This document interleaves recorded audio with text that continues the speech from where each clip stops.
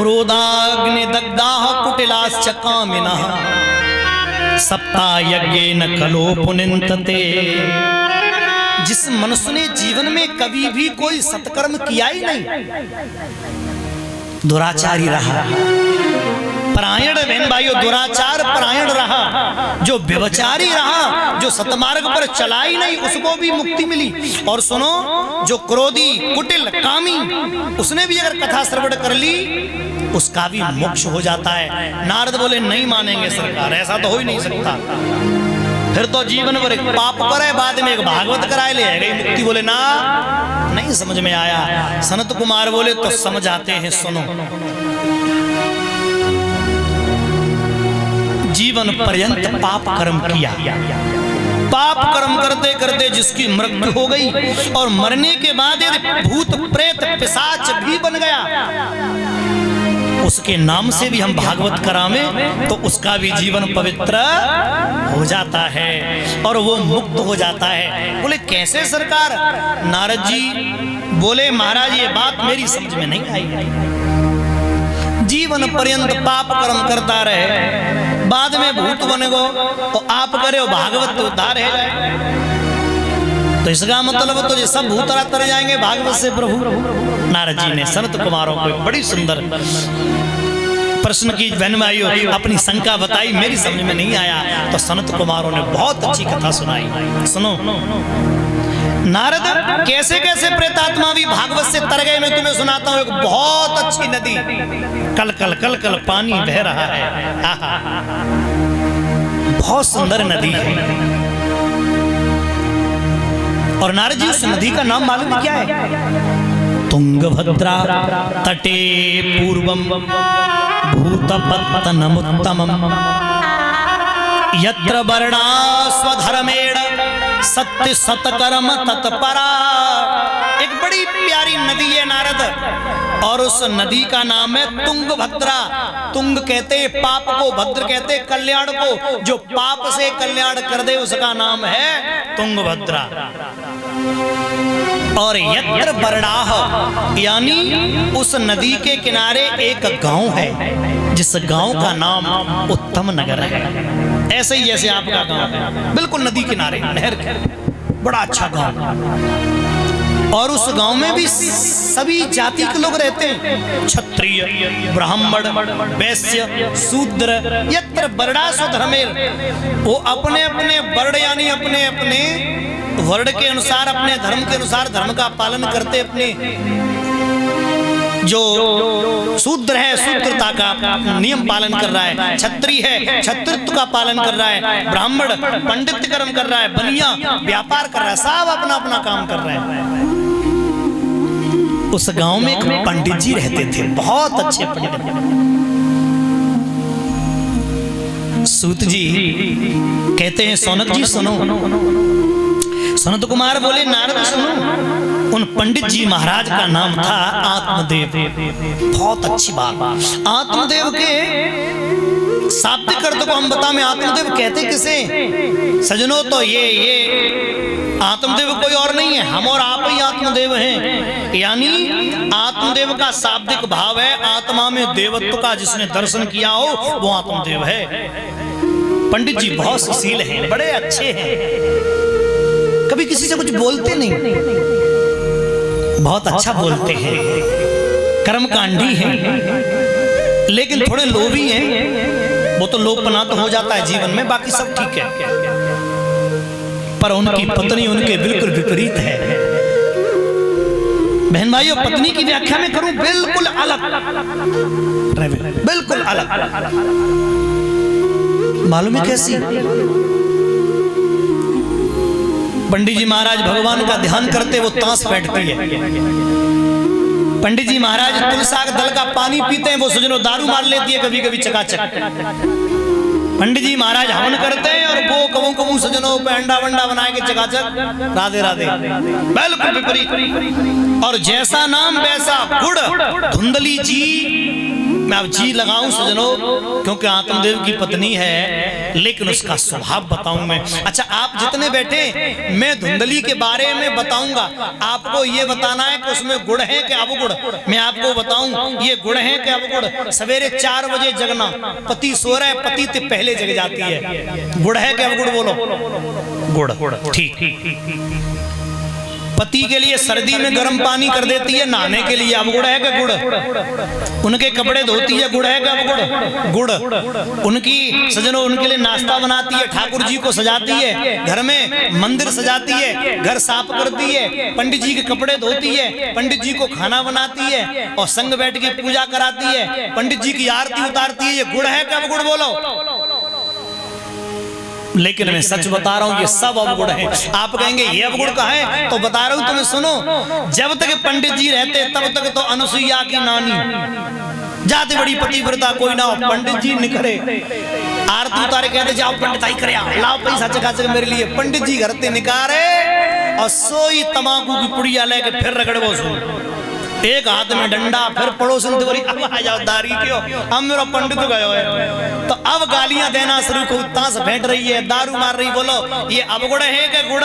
परमात्मा कहते यही सबसे बड़ा अवगुण है, जो पति के सामने पतिव्रता होने का नाटक कर रही है और पति के बाद सजनों व्यभिचारिणी बन रही है। रामचरितमानस में चौपाई है, निर्मल मन जन सोही मोहे पावा।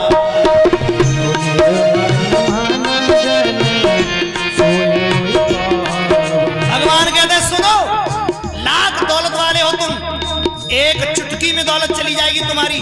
प्रकुट विलास सष्टले होई, नहीं चाहिए तुम्हारी दौलत। तुम्हारा ये दोगला मुझे पसंद नहीं है। परमात्मा कहते हैं निर्मल मन जन सोई मोहि पावा, निर्मल निर्मल मन जन सोई मोर पावा, मोहि कपट छल चेतन भावा।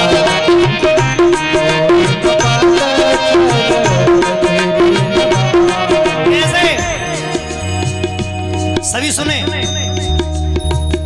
ट्रेन में जब हम लोग सफर करते, ट्रेन में तो सजनों, ट्रेन में सबसे ज्यादा मीठा,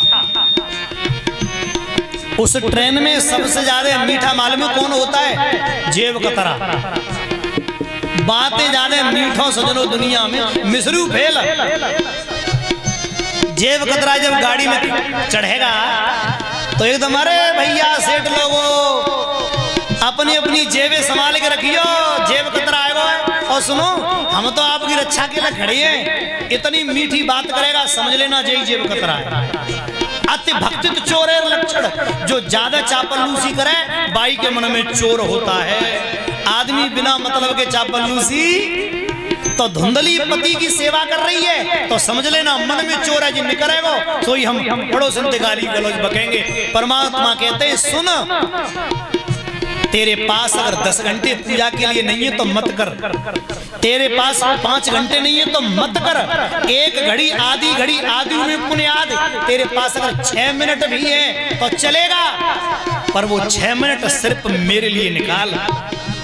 जिन आए कि 6 मिनट के लोग मंदिर में गए और धूप बत्ती जलाई, ओम नमो भगवते वासुदेवाय, हे भगवान आज मेरा काम बन जाए, ओम हरि ओम नमः शिवाय, 1 लाख रुपया वापस दे आ जाए, ब्याज बन जाए। जे कहूँ भगवान को जे कहूँ पसंद आता, तू लगो रहा जिंदगी भर लगे रहना पर कोई मतलब आला। भगवान कहते 6 मिनट बैठ, पर सिर्फ मेरा बन के निर्मल मन जन सोही मोहि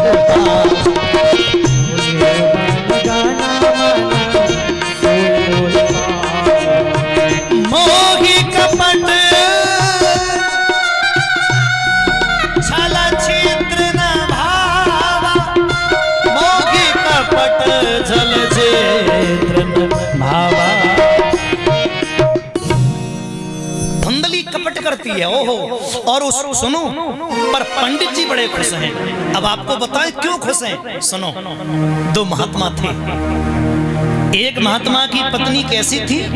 सवेरे जल्दी जगती, पति के लिए पानी गर्म करती, ठाकुर जी नहाती, घर साफ करती और महात्मा जी के साथ में बैठ के पूजा करती और फिर नाश्ता बना के उन्हें नाश्ता देती।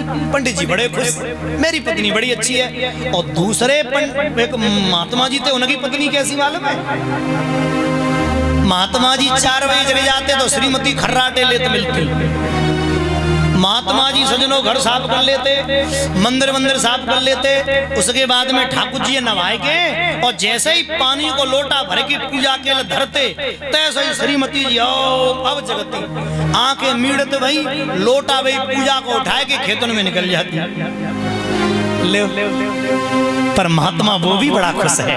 अब आप कहेंगे क्यों खुश है? तो सुनो, वो महात्मा इसलिए खुश है कि मेरी पत्नी बगल में बैठ के पूजा करती है, और वो महात्मा इसलिए खुश है कि मेरी पत्नी टेंटे बहुत करते हैं। मैं पूजा करूंगा जो पीछे पीछे टेंटे लगी रही, न मन पूजा में लगन देगी न पूजा करने देगी। लोटा लेके निकल जाते हैं, आराम से भजन कर लेता हूँ। बोलिए गोविंद भगवान। खुश दोनों हैं। ये आत्मदेव इसलिए प्रसन्न है, अगर मेरी पत्नी मुझे प्यार करती, मेरी पत्नी अगर पतिव्रता होती और प्यार करती तो मेरा मन भगवान से हटकर पत्नी में लगा रहता। मेरी पत्नी गड़बड़ है, इसलिए तू दुनिया के काम करे और मैं भजन करता रहूंगा। ओहो, सब कुछ दिया पंडित जी को, पर पुत्र नहीं दिया। मालूम है, एक दिन पंडित जी बैठे बैठे विचार कर रहे थे, एक पड़ोसी आ गया। पंडित जी पाए ला गए, बोले खुश रहे। पंडित जी तुलसा मैया के पत्ते मिलेंगे? पंडित जी रो गए। बेटा मेरे घर में तुलसी होती नहीं है, जाने क्यों सूख जाती हैं। मैं तो लाता हूं पर सूख जाती हैं। तो मालूम है मोहपई कहे वो, ऐसे पड़ोसियों से बच के रहना। इन्हें सजनों, इन्हें जे मतलब ना जा बात को मतलब का नहीं करेगा, मोहपई कहनी। सुनो, कुछ बातें ऐसी होती हैं जिनको मुंह पर नहीं कहा जाता है, जिनको छुपाने में आनंद है। जैसे पंडित जी महाराज का कोई पुत्र नहीं है, तो मोहपई कहेगा बोले तुम नरवंशी हो, इसलिए तुम्हारे घर में तुलसी नहीं होती। लो, पंडित जी को बहुत दिल पे लग जाता है। एक और आया पड़ोसी, पंडित जी महाराज पाए लागे खुश रहे। महाराज आज मेरे घर पर सत्यनारायण की कथा हो रही है। मैंने सोचा आप ब्राह्मण हैं, गैया तो होगी घर पे, आप हमें गाय का दूध दे देंगे? पंडित जी रो करके बोले मेरे घर पर गाय भी नहीं है, एक गाय है वो भी बांझ है, दूध नहीं देती है। बोले कैसे देगी, बछड़ा ही नहीं देगी। बोले कैसे? बोले तुम नरवंशी हो, तुम्हें पाप। अब तो पंडित जी महाराज इतने रोए। पंडित जी महाराज बोले कुछ भी हो जाए, कुछ भी हो जाए, अब मुझे पुत्र चाहिए। और ब्राह्मण देवता एक वृक्ष के नीचे जाकर बैठकर जोर जोर से रोने लगे। पता है, उन ब्राह्मण देवता के पास में भगवान संत रूप में आए। कथम रोदिसं विप्रम क्वाते चिंता बलियसी। अरे पंडित जी महाराज क्यों रो रहे हो, कोई चिंता है क्या? वदम त्वम सत्वरम मह्यम स्वस्य दुःखस्य कारणम। अरे पंडित जी महाराज क्यों रोते हो, आप तो बड़े कर्मकांडी हैं, क्या तकलीफ है आप मुझे बताइए ना। ब्राह्मण देवता बोले सुनो, मेरे घर पे गैया बांझ है, मेरे घर पर मेरी पत्नी के कोई पुत्र नहीं हुआ, तुलसी मैया सूख जाती हैं, मैंने ऐसा क्या कर्म किया है, मैं पुत्र के लिए आया हूं। मालूम है वो भगवान के रूप में महात्मा बड़े हंसे। आप भी एक एक शब्द समझना। महात्मा के मन में बड़ा आश्चर्य हुआ। महात्मा बोले धन्य है आत्मदेव, अरे तेरे जैसा विद्वान ऐसी बात कर रहा है। अरे बाबरे, मुख्या ज्ञानम प्रजारूपम बलिष्ठा कर्मणौ गतिः विवेकम तु समासाध्य त्यज संसार वासना। अरे पंडित तेरी बुद्धि सड़ गई है। अरे बावरे, पुत्र के लिए रो रहा है, पुत्र के लिए। ये कोई तेरा नहीं है ना मेरा है, साफ दुनिया के मतलब के रिश्ते हैं। और मेरी बात सुन ले, जिस पुत्र के लिए तुम रो रहे हो ना,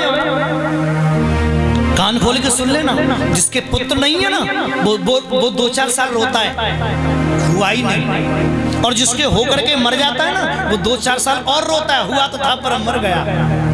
रहे ब्राह्मण देवता जिसके पुत्र होकर कुपुत्र निकल जाता है, ऐसे माँ बाप को सारी जिंदगी रोना पड़ता है। क्यों व्यर्थ में चिंता करते हो? बेटे के चक्कर में मत पड़ो, बहुत पछताओगे। और एक बात और सुन लो, क्या करोगे बेटा लेकर? एक आदमी अपने बेटे की उंगली पकड़ के ले जा रहा था। सुनना पंडित जी महाराज, एक सूखी डाल पर कौवा बैठा था और वो अपने पुत्र को ले जा रहा। बेटे ने पिताजी की उंगली झटक के बोला, सुनो ये पेड़ पर कौन बैठा है? रविल दे बेटा, ये कौन है पेड़ पे? बोले कौवा है। लड़का बोला ठीक है। आगे बढ़ के फिर कहा, पिताजी पिताजी दोबारा तो बताइए जी पेड़ पे कौन है? बोले कौवा है।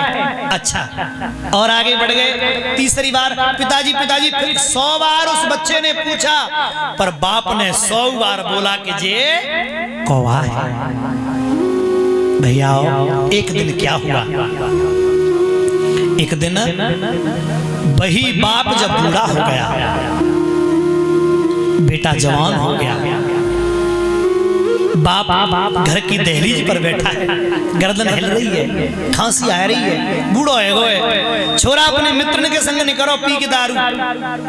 तो मालूम है उस बूढ़े बाप ने केवल एक बार पूछ लिया, बोले पिताजी, वो बूढ़े बाप ने एक बार पूछ लिया कि बेटा ये तेरे संग में कौन है? बड़े गौर से सुनना, जिस बाप ने 100 बार बताई थी कि ये कौवा है, उस बाप को बेटा एक बार भी नहीं बता रहा है। दारू के नशा में बोला, बूढ़े तू बड़ो जासूस बनो बैठो है, कौन आ रहा है कौन जा रहा है, तुझे क्या मतलब, होश में रहे, कोई होगा। तब उस बाप के यहाँ लगी दिल पे आकर कि एक दिन ऐसा था, इसको 100 बार मैंने बताया, आज मुझे एक बार भी नहीं बता रहा। तो हे पंडित जी महाराज, ऐसे कपूतों के चक्कर में मत पड़ो। और सुनो, क्या करोगे बेटा लेकर? सारी दुनिया तुम्हारा पुत्र है, अपनी दौलत को समाज सेवा में लगाओ। पंडित जी बोले, बाबा तुम्हारे प्रवचन सुनवे ना आए और पुत्र देते हो कि नहीं? जब नहीं माने तब सजनों एक फल दे दिया, ले ये फल ले जा, अपनी पत्नी को दे देना और उससे कह देना फल खा ले, तेरे घर में पुत्र होगा। पंडित जी बड़े खुश, बड़े प्रसन्न, पर उन्हें ये नहीं मालूम कि मेरी पत्नी कौन है। अरे मेरी पत्नी तो धुंधली है, जिसकी बुद्धि में धुंध भरी है। लेके आ गया धुंधली से कहा, लो मैं फल लाया हूं तुम्हारे लिए। अब पति तो चले गए, अब धुंधली माल में क्या सोच रही है, मैंने फल खाऊ लायो तो आज जैसे भाग दौड़ करती रहती हूँ, गर्भ अवस्था में भाग नहीं पाऊंगी। आज 4 घंटा ताश खेलती हूँ बैठ के, तब खेल नहीं पाऊंगी। और सुनो, गांव में अगर आगे लग गई पूरा गांव भाग जाएगा, हम तो भागो नहीं जाएगा, हम नहीं खाते फल। मूर्खों की यही पहचान होती है, वो सही बात को भी उल्टा, मैं नहीं खाती फल, मेरा सौंदर्य चला जाएगा। और उस धुंधली ने अपनी एक दासी बुलाई, सुन रही, ए दरा सुन, तेरे छोरन की कमी ना है, मेरे धन की कमी ना है। तेरे अब जो पुत्र होगा ना, तू मुझे दे देना और तुझे सारा धन दे दूंगी मैं। उस पड़ोसी ने कहा ठीक है। ब्राह्मण देवता के सामने कपड़ा बांधकर पेट से जाती है, ब्राह्मण को लगता है मेरे घर में पुत्र होगा। बेचारे पंडित जी समझदार हैं, पर यहाँ उनकी बुद्धि फेर दी। समय आया, वो फल गाय को डाल दिया। गैया भी सुनो गर्भावस्था की स्थिति में आ गई, गाय के जीवन में भी खुशियां। समय आया, समय गाय ने एक बछड़े को नहीं, एक पुत्र को जन्म दिया, जिसके कान गाय जैसे, बाकी शरीर मनुष्य जैसा। ओहो, और उसी छड़ा धुंधली की पड़ोसन ने पुत्र को जन्म दिया, बेच गई धुंधली को। बड़ी मगन है। पंडित जी महाराज को खबर भिजवाई, कह दो पुत्र हुआ है। अब तो पंडित जी महाराज बहन भाइयों नाचते नाचते घर में आ गए। और बड़े हमारे यहाँ गीत गाया करते थे पहले, बड़ा सुंदर, हम भी एक शब्द जरूर गाएंगे। पंडित जी तो नाचने लगे 2-2 पुत्रों की सुन के, और बड़े मगन हैं। बहुत बड़ी बूढ़ी गाया करती थी पहले। अरे ब्राह्मण मन मगन अपार, हमारे घर दो दो लाल पैदा।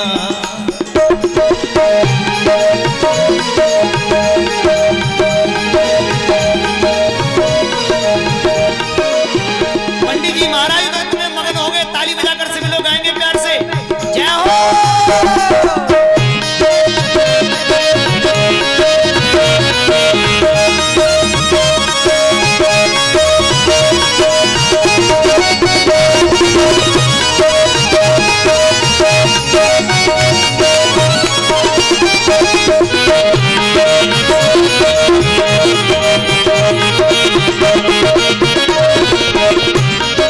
इतनी प्रसन्नता, पंडित जी इतने खुश हो गए। देखो कवि की कल्पना है। अब कवि क्या क्या लिख दे, जब सीधे से गाने में सोने को गड़ुआ आ जाता है सजनों, तो कवि की कल्पना बड़ी विचित्र है। तो सभी लोग गाएं, कौन कौन मगन है। ब्राह्मण देवता नाच रहे, गाय का पुत्र गौकड़ लेटा हुआ है, धुंधकारी धुंधली की गोद में है। ब्राह्मण देवता थिरकने लगे, वाह एक की जगह दो दो खुशियां मेरे घर में। गंगा मगन यमुना मगन, गंगा मगन यमुना मगन, सरयू मन मगन अपार, हमारे घर दो दो लाल पैदा।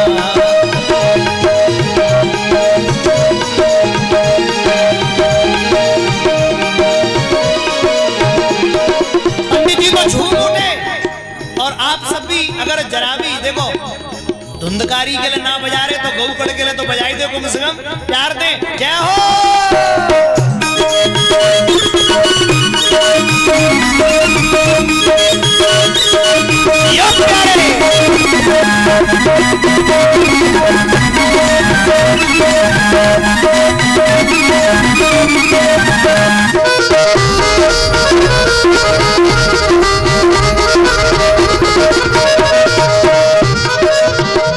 चंदा मगन सूरज मगन, चंदा मगन सूरज मगन, ओ चंदा मगन सूरज मगन,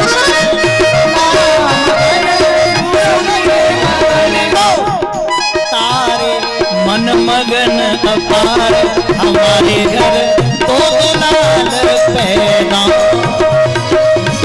ब्राह्मण मन मगन,